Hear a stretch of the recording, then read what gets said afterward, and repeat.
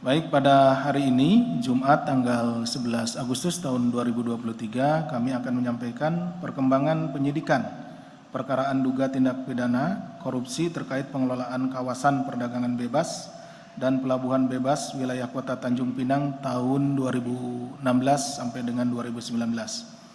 Sebagai tindak lanjut adanya laporan masyarakat, KPK kemudian mengumpulkan informasi berikut data terkait dugaan adanya peristiwa pidana sehingga dilakukan penyelidikan dan diperoleh kecukupan alat bukti sehingga naik ke tahap penyidikan dengan menetapkan dan mengumumkan tersangka yaitu saudari DY, Kepala Badan Pengusahaan Kawasan Perdagangan Bebas dan Pelabuhan Bebas Bintan wilayah Kota Tanjung Pinang.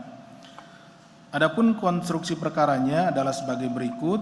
Saudari DY berdasarkan keputusan Dewan Kawasan Bintan tanggal 23 Agustus tahun 2013 resmi diangkat menjadi Kepala Badan Pengusahaan Kawasan Perdagangan Bebas dan Pelabuhan Bebas Bintan wilayah Kota Tanjung Pinang.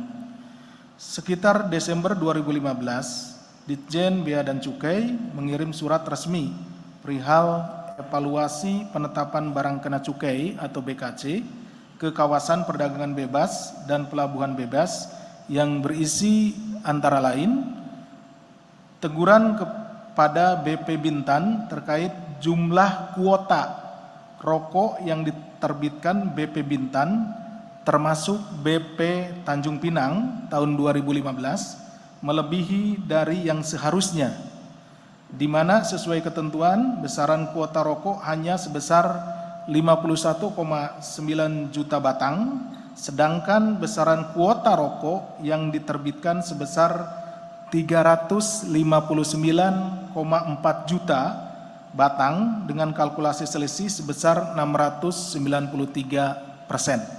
dari yang seharusnya.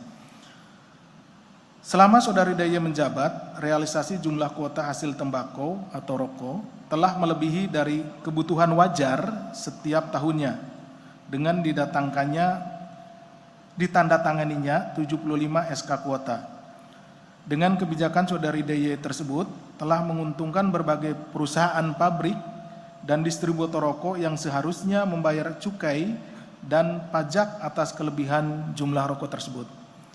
Untuk pemenuhan kuota rokok di wilayah Kota Tanjung Pinang, saudari DY sama sekali tidak melakukan perhitungan dan penentuan kuota rokok sebagaimana pertimbangan jumlah kebutuhan secara wajar, akan tetapi secara sepihak membuat mekanisme penentuan kuota rokok dengan menggunakan data yang sifatnya asumsi, diantaranya data perokok aktif, kunjungan wisatawan, dan jumlah kerusakan barang.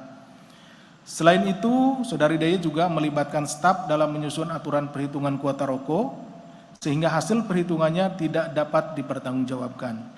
Adanya jatah titipan kuota rokok, disertai penetapan kuota rokok untuk beberapa perusahaan pabrik, lebih dari satu kali dalam satu tahun anggaran.